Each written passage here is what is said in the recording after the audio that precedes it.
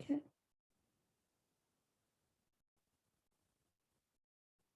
Okay, so welcome everyone to the Challenge of Children's Representation seminar series.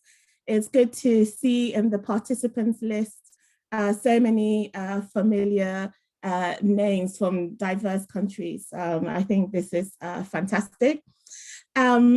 This seminar series is based on a 2-year project which was funded by the British Academy and which sought to bring together a group of scholars from different countries who work in different contexts to explore the politics of children's rights and representations. And specifically, what we wanted to do with this project was to explore together questions relating to who represents children, the role of children themselves and claims about representation, the claims that various actors make as part of their representation of children and their rights, the agendas behind the claims, and related to that, the basis, both implicit and explicit basis upon which these claims were made. So we came together and agreed a set of questions which would guide our research and analysis. And we all individually went back to look at research we've been doing over the years in context in both the global north and the global south, and to examine how the politics of children's representations manifested itself in the environments that we've been working with. And our focus was both historical in nature as well as contemporary as well. And as a group, we have shared and provided feedback to each other over the past 2 years in Sheffield and also in Ghana. And I think we all much more enjoyed our time in Ghana than our time in Sheffield. And today, what we are trying to do is to share the work we've been doing with you, and to engage in a dialogue with those who are attending the seminar today and also next week about some of the results that are emerging from the analysis and the broader research we've been undertaking in relation to these questions over the last 2 years. In terms of the structure for the 2 seminars that we are organizing, they will basically consist of a presentation by one of the project members that has been involved in the project. And this will be followed by a short response from discussants. And you will notice that in almost all cases, all the discussants are active in the non-academic sector because we wanted to ensure we got perspectives from non-academics as well as academics. And following that, we will then open the floor for broader discussion. And I would say to everyone that you are very welcome to put your questions or comments in the chat, or you can raise your hand and then we will let you unmute yourself so that you can ask your question or make your comment. But that will be later on. For now though, please do keep yourself on mute. You're very free to switch your camera on so we can see you. And in terms of the presenters and the discussants that we have today, you've already seen their biographies, so I don't want to go into too much detail about who they are, but I will briefly now introduce all 3 of them, or all 6 of them actually, and then we will then move to the first paper. So for the first paper, we have Professor Ben Sandin, who is based at the Department of Thematic Studies and Child Studies at the University of Linköping in Sweden. And his paper focuses on negotiation children's rights in Sweden, looking at both national and historical origins. And his focus is very much, at least in this paper, on the process that Sweden went through in order to ban corporal punishment in the 1960s and 70s. And accompanying him in his discussion will be Therese Boye Mortensen, who has many years of experience working for children's rights NGOs and is currently undertaking a PhD in human rights at Lund University, also in Sweden. For our second paper, we have Dr. Sharada Balagopalan, who is an associate professor of childhood studies at Rutgers University in the USA. And the focus of her paper is on children's participation in education in India. And responding to her paper will be Dr. Victor Karunan, who has worked for UNICEF for over 16 years, both in the regional office in Bangkok, as well as at headquarters in New York. He currently teaches at Thammasat University in Thailand. For the third paper, we have Professor Carl Hansen, who is a professor in public law and also the director of the Center for Children's Rights Studies at the University of Geneva in Switzerland. And his paper will focus on what he calls the mirror maze of children's organizations as it relates to children's representations. And accompanying him in his discussion is Dr. Patricio Cuevas-Para, who's the Director for Child Participation and Rights at World Vision International. So without further ado, we'll move to our first paper by Bent. And we will have 12 minutes for the presentation, followed by 8 minutes for the discussant's response. I will, unfortunately, because we're doing this on Zoom, the only way I can let you know that time is almost up is to interrupt you. So 3 minutes to the time, you will just hear my voice and I'll let you know that you have 3 minutes to go. Does that sound okay? Please do. Okay. All right. So over to you, Bent. Yes, I will be talking about negotiating children's rights in Sweden, national and historical origins. And the quest that I'm interested in is trying to look at what goes on in a nation which kind of starts interested in itself in trying to pursue a more active agenda in terms of children's rights. And I'm doing that because I think that there's too much focus on the effect of the international conventions on what's going on in nations. And when you look for the roots of children's rights and children's representation, one often tends to look for the international conventions. And I think that's a skewed way of doing it, because the international conventions in many ways are the result of what goes on in nations all over the world, and then channeled into the international convention. And also because national traditions are complex. There are many different national traditions, and there are multiple causes to change, and there are sometimes particularly unsynchronic. They don't go in one direction. They go in different directions, and they conflict and undermine and undercut each other sometimes. So I'm looking for what goes on in the nations, and I will use Sweden as an example, because there are multiple roots and there are different national traditions. And how are the relationship between this? And I will be interested in the different causations as well as the asynchronic changes that goes on. And Sweden is an interesting example because it's often hailed, quite often by Swedes themselves, in their normal self-righteous behavior of upholding the Swedish tradition, by saying that we were the first nation to outlaw physical punishment and humiliating treatment by parents of their children in 1979. We were early on that, but it's interesting enough that we were pretty late in terms of banning physical punishment in schools, where both Norway, for example, and Finland was before us.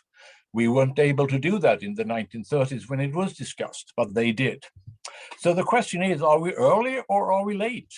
And I would like to point to the multiple roots and the asynchronic change that goes on.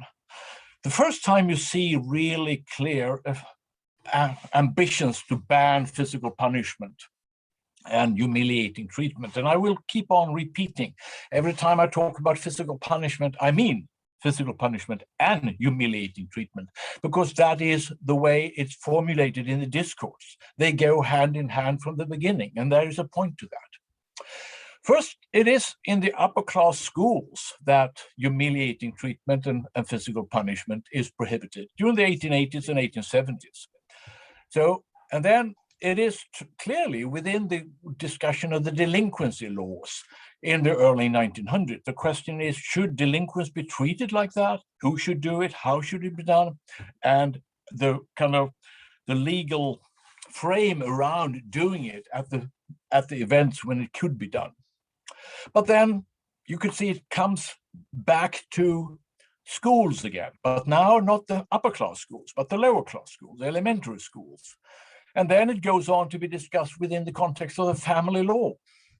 And then it comes back to be discussed within the context of social work during the 1920s, back again to educational legislation, and then a discussion in relationship to government-controlled institutions and philanthropic institutions under the surveillance of government. And then back to family law, and then to criminal law, and then to school legislation, and then back to social work, to finally end up in a discussion about the changes of family law in the 1960s and 70s. So the point with this list of changes is that they are not coordinated and they follow each their own logic, and that they are asynchronic, but they do influence each other. And you can see similar discourses appearing at the time.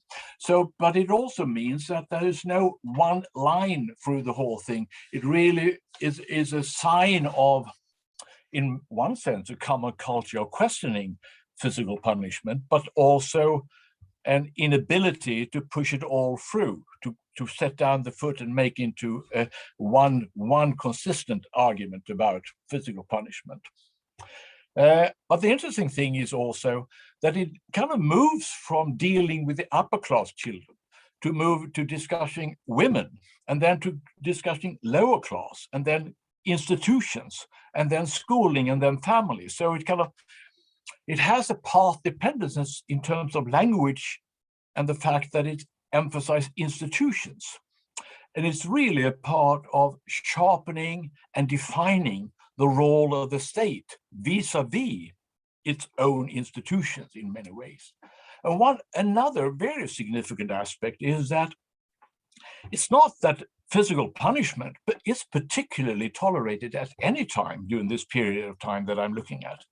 I mean, it begins with prohibiting physical punishment of servants of any age. And that is a point, because servants tended to be of any age. And they could be 35, or they could be 25, or they could be 15. And in their role, their relationship to the master was to be questionable. So anyway, the very upstart was questioning beating servants, because that would also imply beating or physical punishment of workers in your household and stuff like that. So that is prohibited. And with that follows also a questioning of physical punishment of older teens or people in their early 20s and late from 16, 15, 18, 19, 20. And then it goes on during the 1920s to question the physical punishment of younger teens. And a little later, it's about the ones above 10, the ones above 7. And in the 1950s, it clearly you tolerated physical punishment of anyone below 3 for a long time. And then during the late 50s, the questioning of physical punishment of all children was. So there is quite an interesting aspect of how age plays out in relationship to physical punishment. And it's quite clear that physical punishment was not condoned or tolerated for older children for a long period of time, and that was very well established practice of questioning that. But you can also see that this discussion goes hand in hand with a transformation of the notion of rights. That is, you start off talking about social rights or rights, integrity rights of younger children, which is kind of distinguished from the participatory rights and the citizen rights and the right for children to represent itself. But you could see that this discussion about physical integrity and humiliation plays out into discussion about the integrity also of children's mental capacity, not only their physical integrity, and which goes on to discussion about emotional integrity and transfers into discussion about political integrity. So I would say that the whole notion about physical integrity and humiliation in itself contains a transformational capacity to change into other things. And that is what happens during the 1950s. There is a discussion, particularly when they ban physical integrity during the 1950s, that is linked and parallel to the evolvement of a discussion about children's emotional integrity and right to their children, as well as to the discussion. And the interesting thing with this is this historically means that you move away from defining children having special rights specifically defined for children, right to family, clothing, housing, warmth, etc., to having actually the same rights as adults: the right to physical integrity, the right to be listened to, the right to not be humiliated, etc., etc. And in this case, what I could see is clearly an interaction between these different government agencies, but also in more and more in interaction with non-government agencies acting outside. And this is where the study that I'm doing and the paper, the article that I supplied, becomes relevant, because what you could see is two different, what I would call critical junctures with 3 minutes left. Pardon? 3 minutes left. 3 minutes, that's perfect. The critical juncture, there's one in 1966 and one in the period 1977, between 1977 and the years to follow there. The 1966 Department of Law Commission made a very interesting statement. They basically said, the family is not an entity that stands outside the Swedish law, and all its members are protected by the state in the same degree. So basically it says that children is not outside the realm of the Swedish law. That was an instrument to sharpen the law about child physical punishment. But in 1977, the commission came back to that issue and actually made a commission. And in that commission, which I followed, you could see how their discussion transferred the notion of physical punishment into a respect and discussion about children's opinions and children's voice, and ends up talking about physical punishment, but ends up talking about children having human rights. And it's clearly something that comes in relationship to the cultural conflict at the time, and a conflict between what was looked upon Swedish modern values and the pre-modern values held by the immigrants. The immigrants coming in and having different ways of treating their children was seen as foreign and holding particularistic values signifying a foreign culture different from the Swedish values. The Swedish values in a situation where the family had become an integrated part of supplying social welfare to the whole society. And the interesting thing is, at that time, the expansion of public institutions for childcare had come to the point that all children from age 6 months and upwards were virtually related to some kind of social institution run by state or government institutions. And so you could see, and they were following a law saying no physical punishment. So the only institution, a social institution that was outside, was the family. And that becomes a conflict in relationship to the immigrant families coming in, and where the Swedish law at the same time said that they should be respected to keep their own culture and not being forced to be accepting a Swedish culture. But this government commission says, hold the argument just there, because we cannot allow them to treat their children in a way which is not looked upon Swedish. So you could see that the whole point saying that the Swedes, the children should have human rights and being respected for in all human right capacity, the same as adults, is a strike against the idea about being tolerant for a multicultural society. And this also means that the Swedes then says, our values are consistent, not with particularistic Scandinavian or Swedish values, but universal values upheld by international commissions and international value structures. Thank you. Thank you very much, Bent. Therese, would you like to respond to Bent's presentation? Yes, sure. Well, first of all, thanks very much for inviting me. And thanks for the interesting text and presentation, Bengt.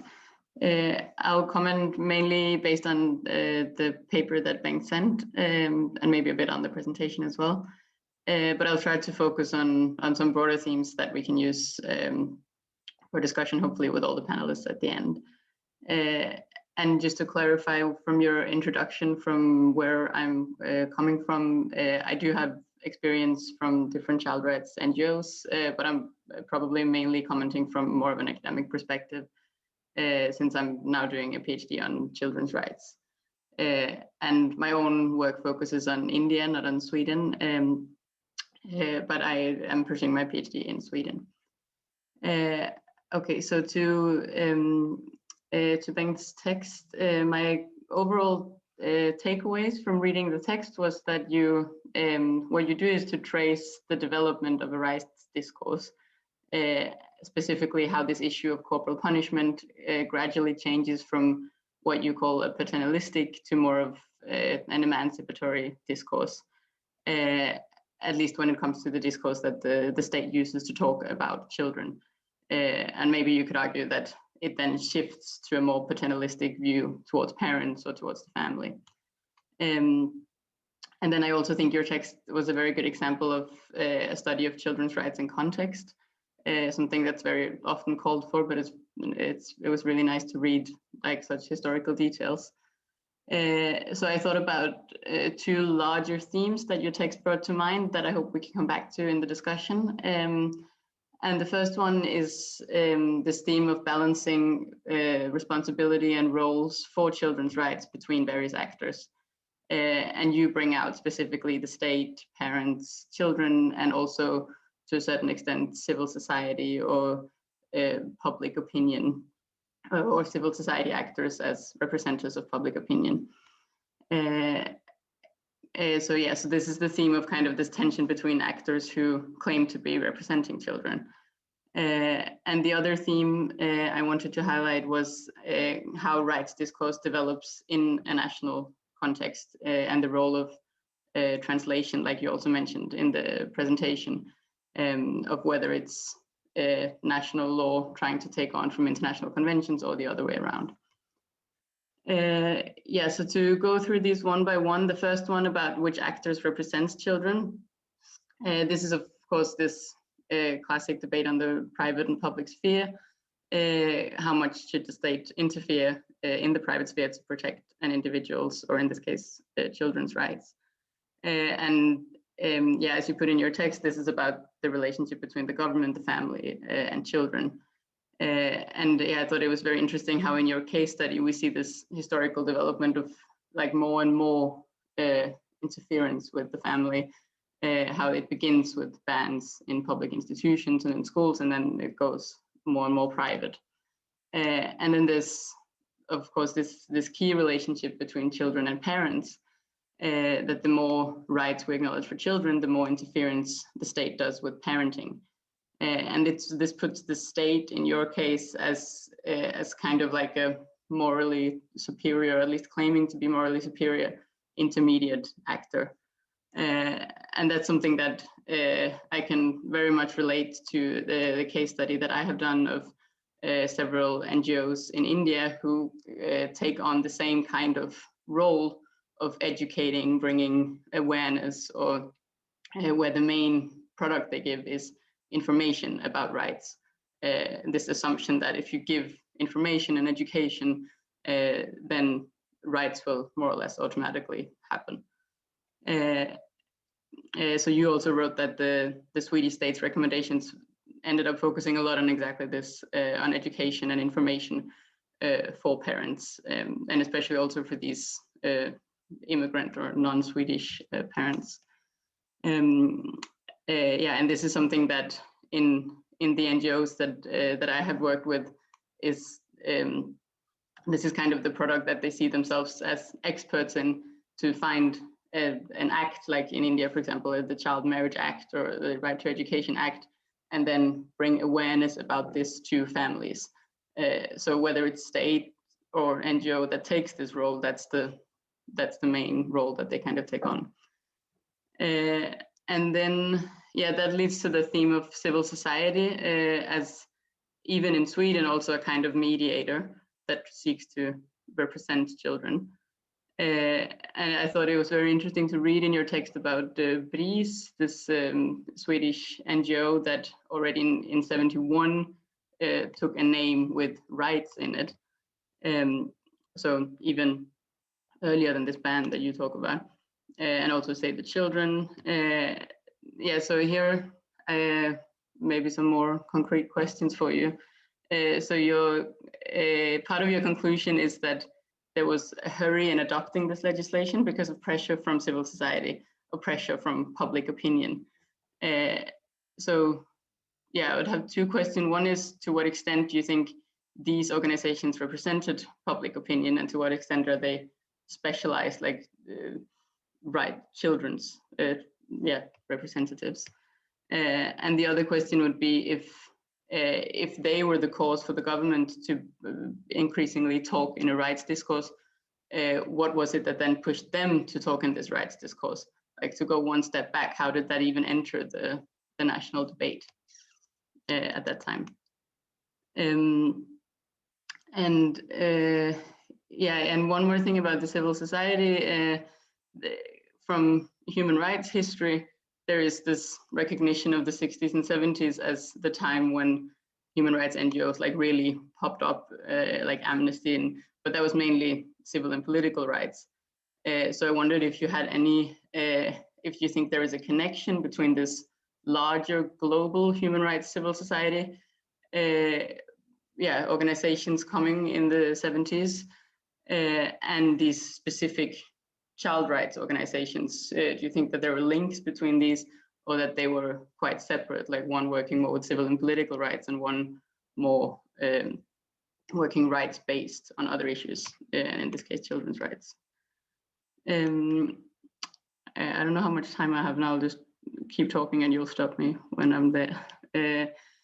But another thing I thought that you didn't mention so much in the paper, a bit more in the presentation, was this theme of child participation, which is, I guess, kind of the theme of this seminar. And it, at least my takeaway from reading your text, is that this wasn't as salient and a child rights issue at this time and this place.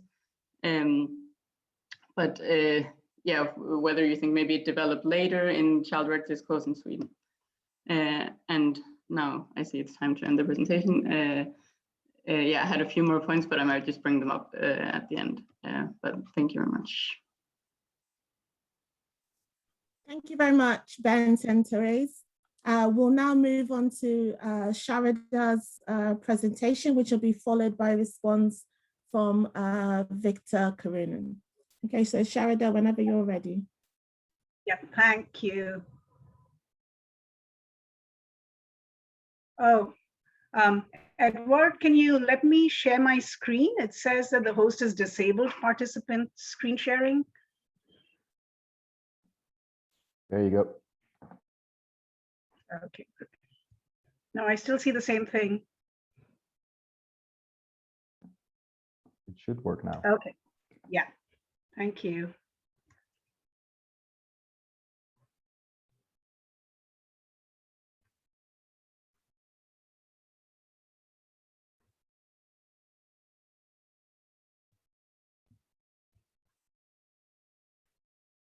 Okay, thank you, everyone.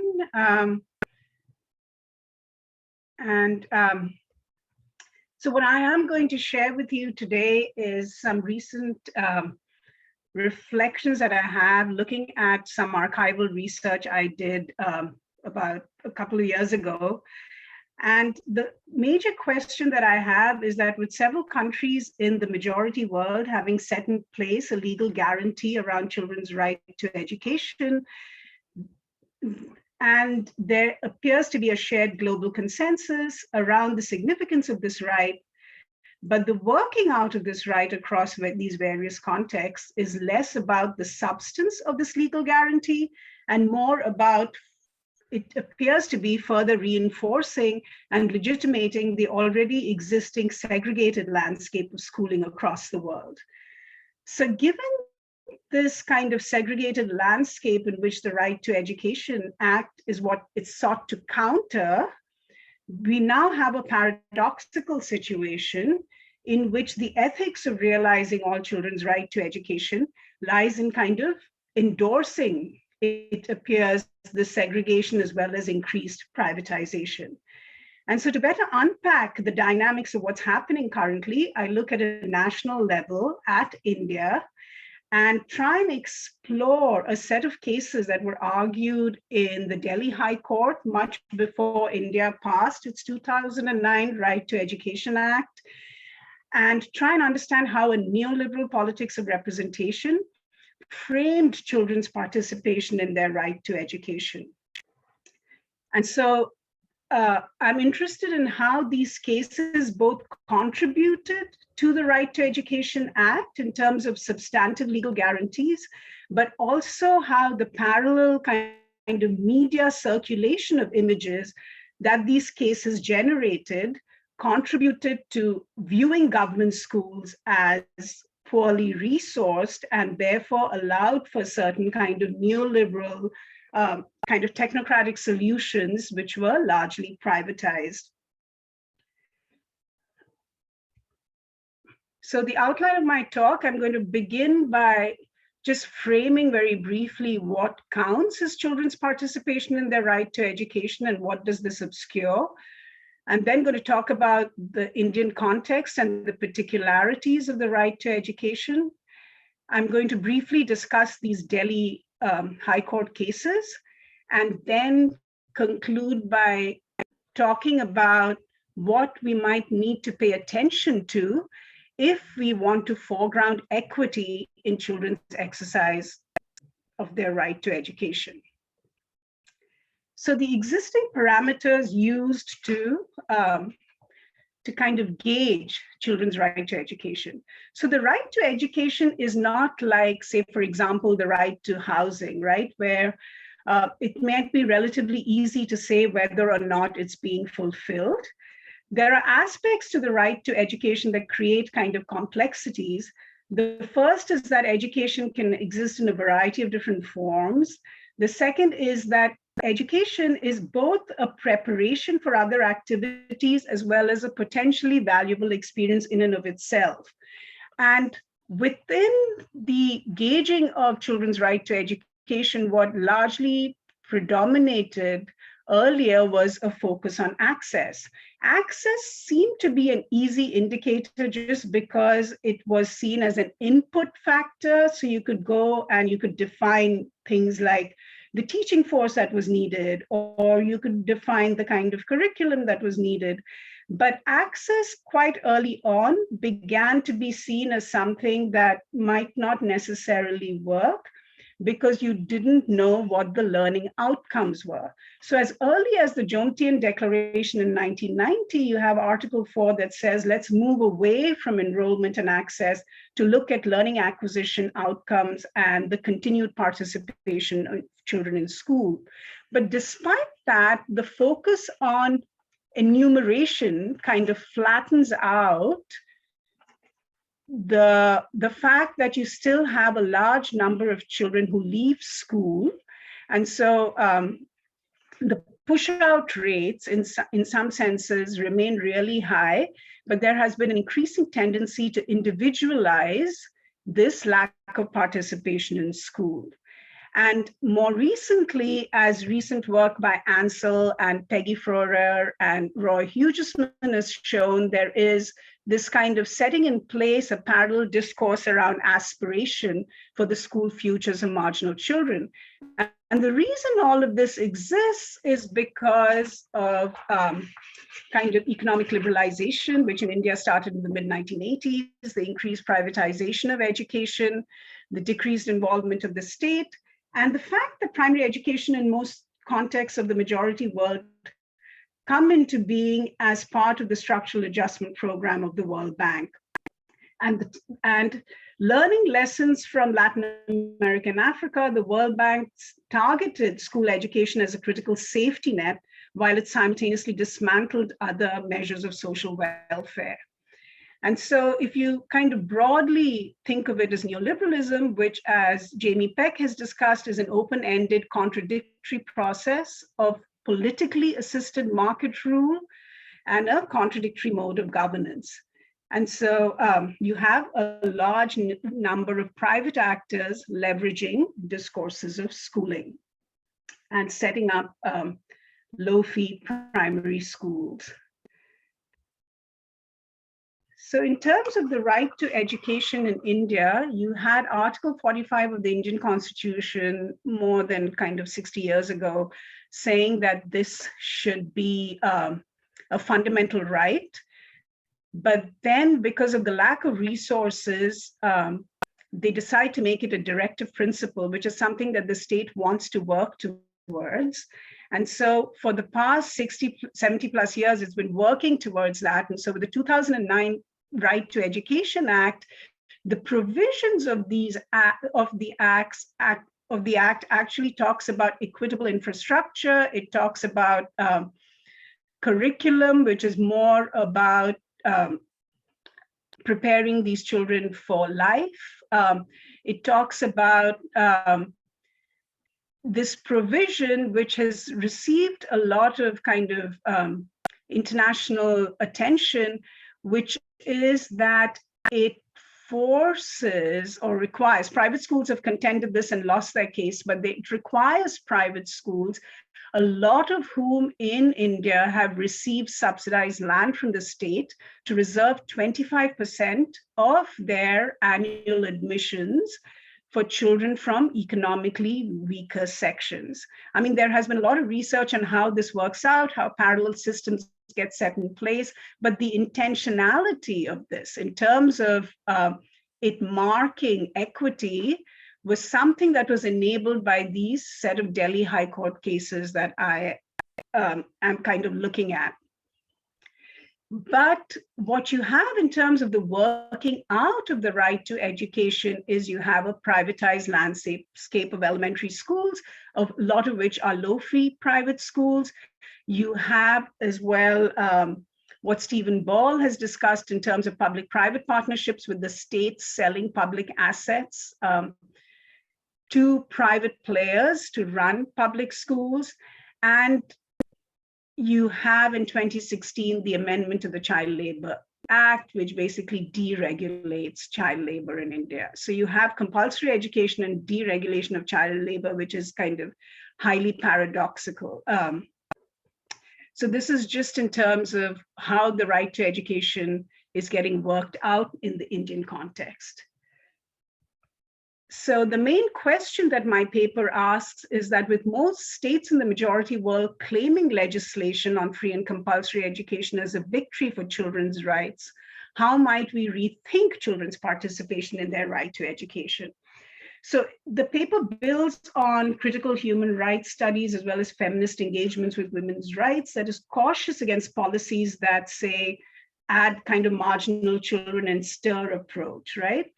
And borrowing from Nancy Fraser, it kind of talks about how it's critical redistribution becomes critical in order to kind of attend more closely to recognition and representation. It also builds on critical scholarship on children's participation, as well as more recently, Jessica White's work, which has talked about how neoliberalism is not something that, how neoliberal discourses actually leverage human rights and trope of morality in order to frame what they're doing. So what interested me in the Delhi High Court cases initially when I began to look at the material is because I was really interested in this 25% reservation provision in the RTE. And it came out of schools in Delhi having had to reserve seats for the economically weaker sections much before the 2009 Right to Education Act. And it was one of these cases fought in the Delhi High Court that actually allowed for that provision. And therefore, those cases were of interest to me. In my paper itself, I don't discuss that particular case, but I focus instead on a couple of other cases that were fought between 1997 and 2001. So these cases are fought by this lawyer whose name is Ashok Agarwal, and he starts an NGO called the Social Jurist. And the first case that he fights is actually for the increase in school fees in Delhi's private schools. And he, in an interview with me, he confessed that it was while fighting this case for a private school association that his attention for the first time was drawn to government primary schools in the capital. And so these schools were run by the Municipal Corporation of Delhi, which enrolled about 800,000 of the city's children. And starting from this case and several more cases that were filed around a range of issues, what these cases do is they expose the working of the Delhi government schools. So most of the cases are focused on, so I just have a few of these kind of reports that were generated for these cases, and each report has a breakdown of what is not working in the school. So it's this lack of basic amenities in the city's MCD schools that are being challenged in the court. It's one of the cases that I focus on in my paper is the death of a 7-year-old boy who is crushed to death while he's crossing the road to get a drink of water. And so if you see, I've highlighted here that there are several things that aspects of the school and what's working and not working that's focused on in these cases. And the blame that's being laid is squarely on the state. The second case is the death of a 16-year-old girl who dies because a boy that she had a relationship walked into the school with a gun because the school had no security and protection for a young girl.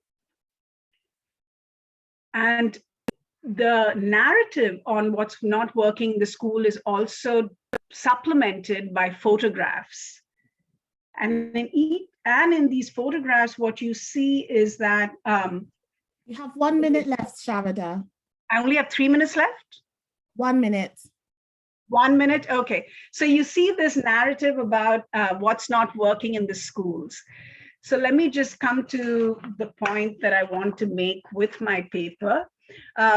So given this, so what happens with these images is that then they get used it gets circulated in media, and several organizations pick it up and argue for school vouchers and argue for the increasing privatization of these public school spaces, saying that the state is not being able to provide quality education. And I look at both Katrina Tomoveski's work, as well as Unterhalter's work, and all of them have talked about what this right of education should consist of. But while they focus on the intrinsic value, as well as the positional value, as well as the instrumental value of what this right of education should secure, they don't necessarily focus on its circulation within a neoliberal economic context. And given that you have various actors, including private actors, who can use children's voices, and so I argue for more more of a political understanding of the assumed transparency around children's voices, who speaks when and why, using Spivak's counterintuitive understanding of voice, as well as I talk about how biological immaturity focus on biological immaturity in children's futures does not allow for a more historical understanding of the exclusion of these communities. Okay, thank you. Thank you, Sharada. Okay, so Victor, would you like to, Sharada, if you can stop sharing, and then Victor, would you like to respond? Yes. Okay, can you hear me? Can you hear me now? Yeah, Yes, we can hear we you. can hear you. We can hear you. Yes. Okay, thanks, Sharada. I read your paper, and the following are my comments. I think you are trying to reframe child participation within the context of the right to education in the situation, in the context of India, of course, yeah, and spell that out. Secondly, I think your main narrative was the shift that is needed from access to rights in education for children. And by that, I assume, although you didn't say that explicitly, you're talking about using a human rights approach to, as we call it in UNICEF, yeah, a human rights approach to education. And that means a lot more than what you've said in your paper, yeah? So that, I think, is where your focus is. However, I had a problem looking at your purpose of the paper and your conclusions and trying to match that with the data and evidence you provide, what you reviewed, yeah? So there are a few comments. Firstly, you talk about restaging of education as entrepreneurial labor. And I think you mean is the neoliberal, and you emphasize many times in your presentation, the neoliberal paradigm that is dominant in education system, both in the global north and the global south, and particularly in countries like India, which is going through rapid transformation, as we know. You know, and it'd be good to spell that out. What does that mean in the present Modi government approach to neoliberal education with, as you know, his bandwagon of technology and innovation, which is used, economization and commercialization of education, and bring in the private sector. That, I think, would supplement your paper well if you can lay out the government's neoliberal strategy and what impact that's having on education in the country, particularly, like I said, the private sector, the corporate orientation in education. Second, I think it'll be good to also present, in contrast, what is the purpose of education? How does the Indian Constitution, or even the August 2009 Act on free and compulsory education, spell out the purpose of education in India? How do Indians define education? And it'd be good if we have that picture, then for readers to look at what is actually happening on the ground vis-a-vis what is there as a vision for education in the country. I didn't see that purpose of education spelled out in the Indian context.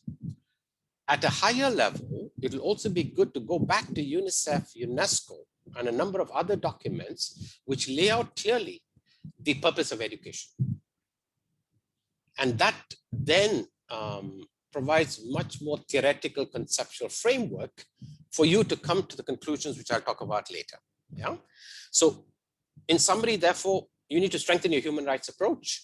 And I think you need to situate that within the larger neoliberal paradigm of India and global context in relation to the CRC in order to be able to then argue the case. Thirdly, and this is a major point, and I worked 16 years with UNICEF on things like child participation. And I can tell you, most people focus only on Article 12 when it comes to child participation. And I've always challenged that in all my work with Save the Children and UNICEF. Participation is a cluster of rights in the CRC, not just one. We focus always on Article 12, which is a freedom of expression of views and opinions, which should be taken into account given age and maturity. But we always forget Article 5, the evolving capacities of the child. We forget Article 13, freedom of expression, freedom to seek, receive, impart information and ideas. We forget Article 14, respect of the child to freedom of thought, conscience, and religion. And very important, Article 15, freedom of association and peaceful assembly. All those articles together comprise what we would call in UNICEF the cluster of participation articles. You have 3 minutes left. Yeah, so just focusing on Article 12 doesn't serve the purpose of justifying child participation in the CRC. Yeah, and finally, I think you use a lot of very complex words, Sharada. I'm sorry, I'm from the global South. I'm from India, but I'm from the global South, and I just don't understand your concepts. Complexities of privileging children's voices, assumed transparency, isolatable and dehistoricized immaturity, historicized capitalism, hypervisibility of marginal children, dehistoricizing child participation. I think you need to spell these things out. It might be understandable in the global North or in a very Eurocentric academic world, but I'm sorry, this needs further explanation. My last point. I think it'll help if you spell out in the last part of your paper much more the question you first raised. What does being more robust about child participation mean? What does reframing of child participation education actually mean from your perspective? And finally, we know that the governments have moved from the MDGs, which focus on access, to the SDGs, which focus on quality and lifelong learning. And it'd be good to use that trajectory as a framework to justify your arguments as you move forward. And I like your focus on equity, especially with the scheduled castes and scheduled tribes. And that is a good basis on which, using even the court cases, you can build a solid argument. Thank you. Thank you, Victor, and thank you, Sharada, as well. We'll now move to Carl for his presentation, and he'll be followed by a response from Patricia. So over to you, Carl. Okay, Alpha, can you hear me? Is that okay? So you can hear me? Yes, we can hear you. Yes. Yes, okay. Challenging. Hi, and hi. I start by thanking Patrizio so much for being willing to act as a respondent to this what I call work in progress. So I'll do my best to stick to the time frame, which is, I think, my biggest challenge now. Charlie Chaplin, we all know, was not only a famous filmmaker, actor, and composer, but he was also a great visionary and talented supplier of metaphors. And in his 1928 film, The Circus, he tries to escape the police and then takes cover in a local fancy fair in a mirror maze. And mazes, interlocking mirrors and glass panes make it difficult for the little fellow to hide from the police, but also for the police to catch him. The mirror maze obfuscates rather than enlightens where one stands and how to move a hand. And now I use the image of the mirror maze, and you also see behind me a mirror maze, to critically analyze representations of children in the transnational political space. And for this presentation, which is based on my draft book chapter, I will build up on one highly visible international comment in favor of children's human rights, namely one of young people's international protest to combat climate change, and then a particular part of that broader struggle. And in the book, I can rely on other examples like child soldering, child labor, but now also I concentrate on this one. And it shows how the world's children, discourses about the world's children, they function like mirrors and glass panes, as they tend to complicate rather than facilitate our understanding of children's representation at the transnational level.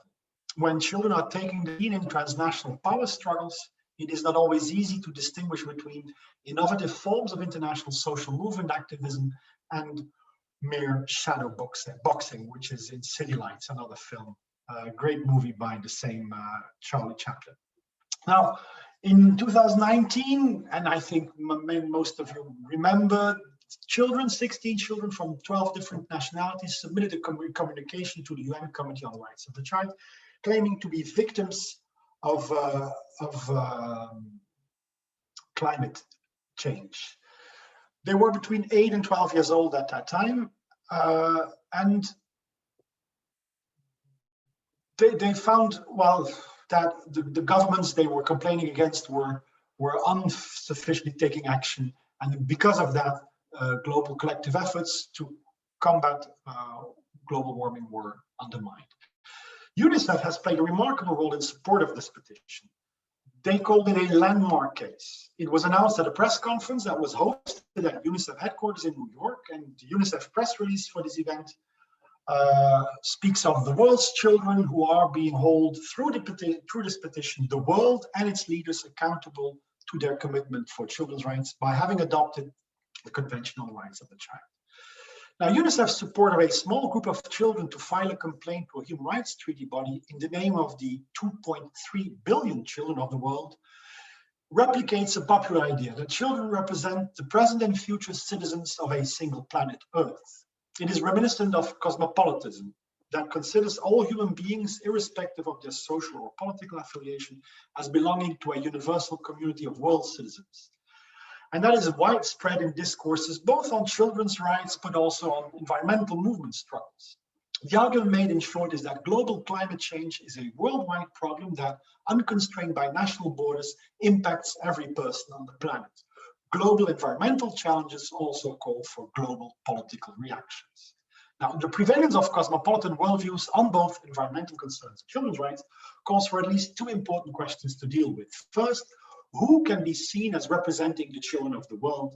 And second, where to locate power in transnational policymaking? Now, the first question is related to the title of the project, and it is about who can legitimately represent the children of the world. In the complaint procedure on global warming, UNICEF does not explain why or how these 16 young individuals and others have been selected to speak on behalf of the world's children. The question how representative this small number of children is for all victims of climate change is in fact very similar to points that need to be resolved by any social movement who strategically makes use of individual legal procedures to bring broader claims or broader problems to the attention. Advocacy NGOs, they tend to see the choice of the individual children for a case as a matter of ethics. Before they would start a legal procedure, it is the child and or his parents who must give authorization, and also the best interest of the child needs to be considered. That is also in line with the rules of procedure according to the CRC, so we must ensure that anyone or is acting on the child's behalf is not manipulating children. So whether an individual child has not been forced or instrumentalized against its will to represent a larger group of children is a matter of child protection. And it is in fact a negative question. So children should be protected from being manipulated to act as spokespersons for a global cause, including the defense of human rights or environment. Now, in the present case, we assume that the children who have filed this complaint have not been manipulated. There's little reason to believe that they would have been prompted to submit a communication or that they are being instrumentalized for a cause that is not theirs. But the question then is, what do the world's children think of their 16 representatives? It is not because the rights of the representatives are protected, that also the rights of those who are being represented have been considered. Here the aim is to find out who might legitimately act on behalf of the world's children to fight climate change, which is a positive question. It is about the problem of speaking for others, and it is salient not only for children, but is part of a much more general crisis of representation, such as in the legal representation in strategic litigation, but also the legitimacy of political representation in liberal democracies. the representativity of social movement, leadership in human rights advocacy, and so on. What are in any context where the problem of speaking on behalf of others arises, the communication channels, participation methods, and the means of representation between spokespersons and the people they claim to speak for. Are they elected? Are there any particular reasons why they have been appointed? And how does that play out in the field of children's rights advocacy, where more often than not, it are adults who speak on behalf of children? But even if children speak on behalf of other children, we cannot simply assume that 16 children can speak on behalf of 2.3 billion others. Now, in addition, the successful designation of legitimate representatives on whatever grounds chosen does also not resolve once and for all the problem of speaking for others, because what is being expressed will remain under constant scrutiny. The act of representation is not based on a single discovery of the truth, but will continuously be mediated, as they are the product of interpretation. In previous work, together with Olga Nieuwenhuis, we've used the notion translation to say that, well, claims made are all the time translated, reinterpreted, and the meanings are in change. The international procedures submitted under the optional protocol to the Convention on the Rights of the Child by a group of children in the name of the planet's youngest occupants is not concerned by considerations of representation, but wants to put the spotlights on climate change.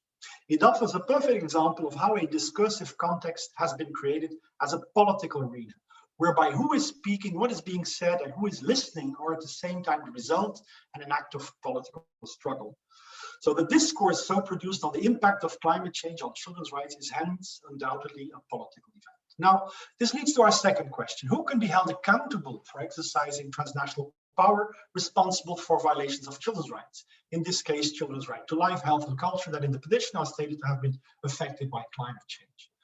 The Committee on the Rights of the Child, it is not a transnational political body. It is an entity called to intervene as an international judicial instance.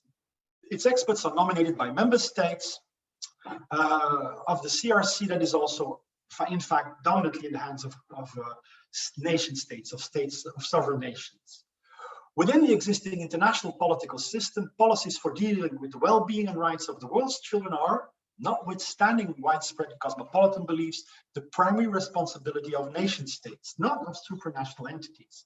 So the principal duty bearers are hence those same nation states. Similarly, responsibility for exercising transnational power on the environment and the climate change policies has not been entrusted to an international supranational entity, but remains firmly in the hands of sovereign nation states.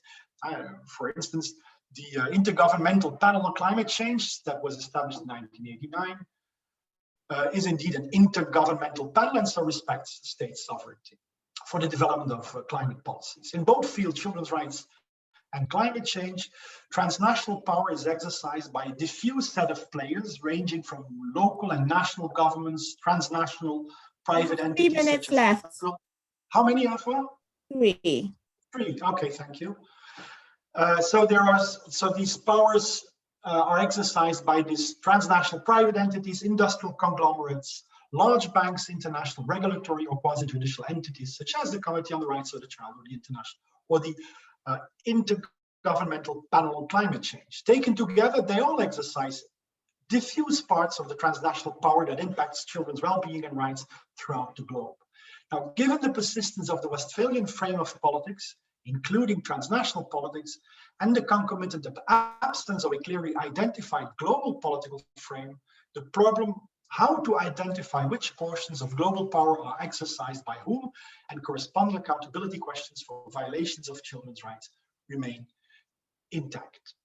Now, based on Fraser, we can make a distinction between 2 levels where claims for children's representation play out. The first level discusses the representation of children and the absence of children's representation within the Westphalian political order. There we have central questions in the discussions about young people's right to vote, political participation, and so on. And it is, of course, children's political representation within the Westphalian political order is far from complete compared to how adults are dealt with.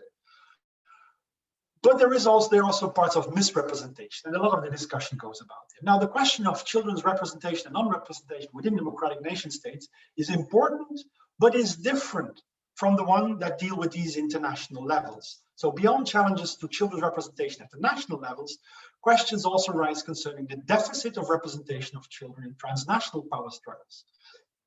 Where to recruit representatives of children in the transnational public space as counterforces of transnational power entities?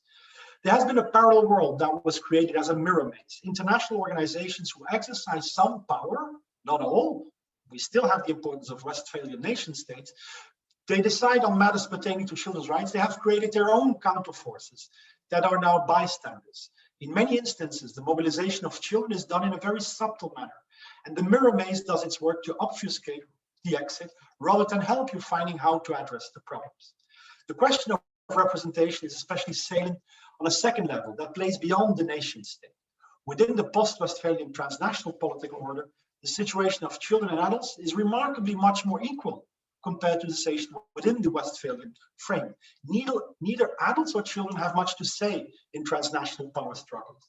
Globalization has created new transnational powers, such as transnational private powers or global economic governance structures, leading to putting on the agenda questions about what the right frame is to ask questions about distribution and admission. The absence of a transnational political space poses challenges to how to represent children in global struggles, such as against climate change. Now, in conclusion, international organizations that represent children's rights and interests, such as UNICEF, but there are others, the ILO, international NGOs, they often present themselves as counterforces to transnational public power, and they contribute to struggles for children's emancipation. However, given their embeddedness in contemporaneous Westphalian territorial power distribution, they are themselves exercising important portions of the transnational public power against which they are struggling. Like in a mirror maze, one cannot simply take for granted whose interests they represent, nor the aims of their interventions and discourses. Thank you. 13 minutes. Thank you, Carl. Okay, Patricia. Hope that worked. Thank you so much. Can you hear me? Yes, I want to double check that. Yes, we can. Okay. Thank you so much. Thank you for this invitation, this fascinating topic. I came to this topic from a more insider perspective because of the representation emphasis. I'm very much interested in promoting children's participation rights on the global debate. And my research interest is to explore more about the impact of those activities and decision-making processes. But we need to use always a critical eye to explore and to challenge what we know about that. So there are 4 points that I would like to discuss related to Professor Hanson's article. So one is in terms of societies are constructs in different way, and the understanding of childhood is different from one society to another society. Even within one society, there are different ways to understand childhood. This is something that we will discuss. Second, the recognition of children's agents or competent social actors is another critical point that we need to take into account when we talk about representations of children, when children represent other children's voices. And the third is about representation, in which we cannot use the traditional theories of political representation because we all know that children cannot be elected, they cannot vote. So as such, representation have a different level of analysis. It cannot be analyzed always within the formal democracy structure. And another thing is the last point, and then I'm going to unpack all of them, is the issue of children's participation as a right. So that is a clear agreement, but what about representations?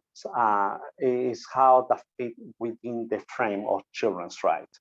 So in terms of the rights, we all know that the Convention of the Right of the Child have a number of an article and principle. One of the key principles is the right to participate.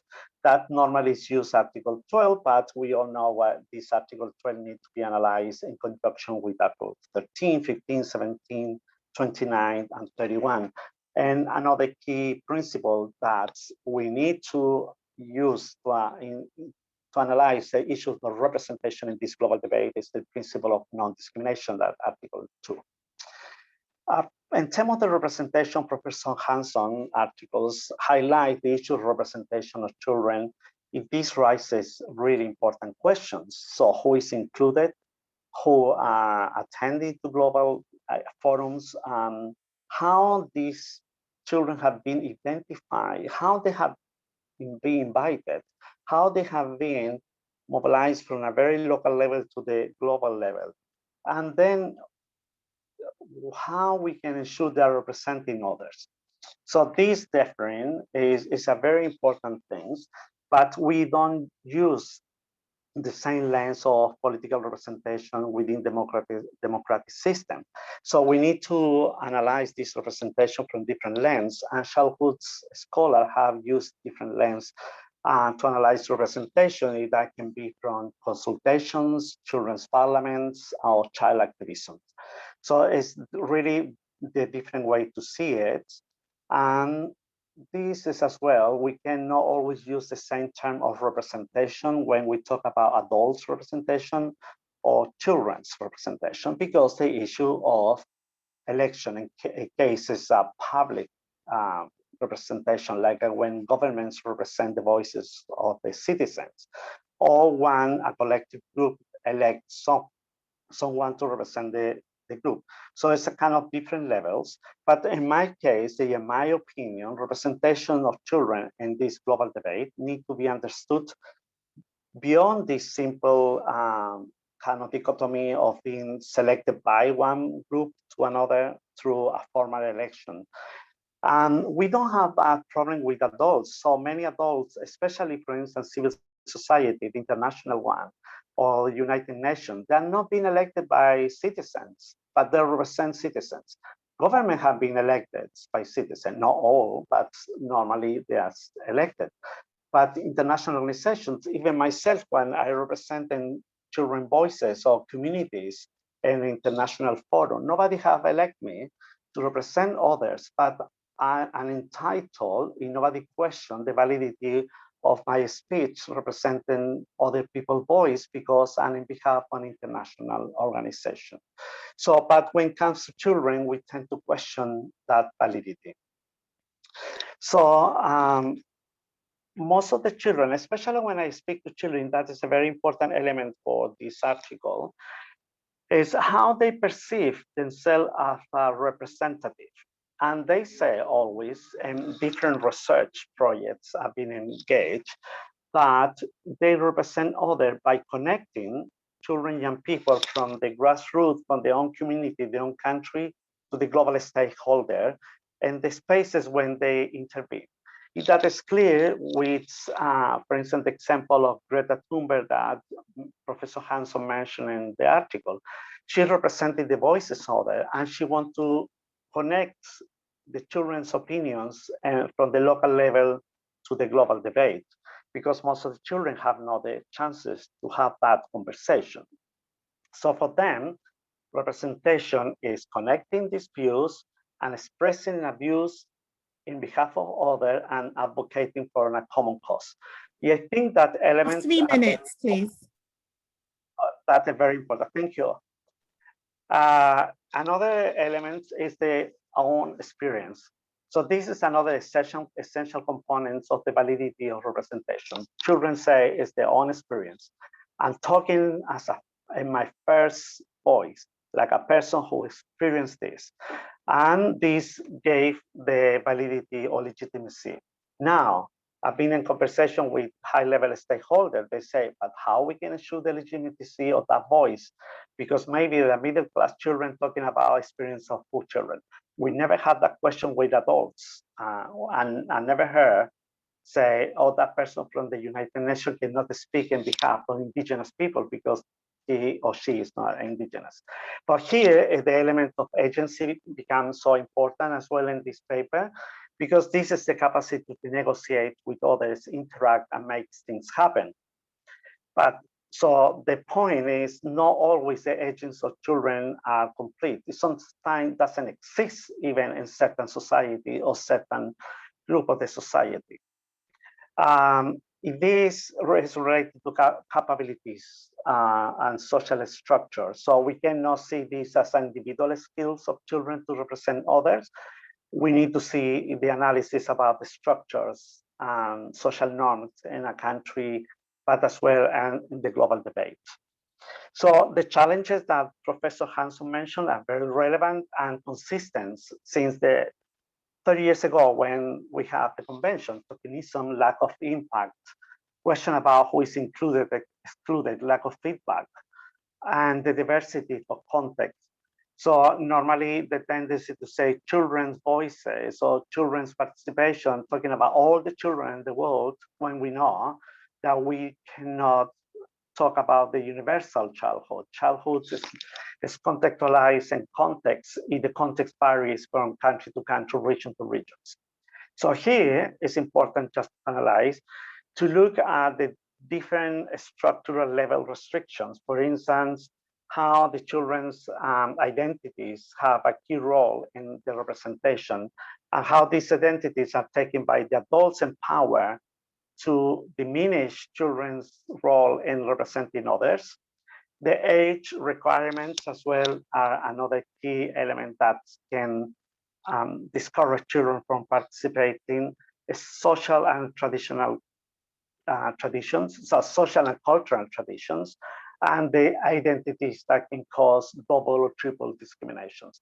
So it's not everything about the political theories of participation, as well all the other elements that are discussed normally in childhood studies or sociology of childhood. Thank you so much. I hope this contribution can help as well to this debate. Thank you, Mr. Hanson. Thank you very much, Patricio. So can we have all the presenters and discussants switch their cameras back on?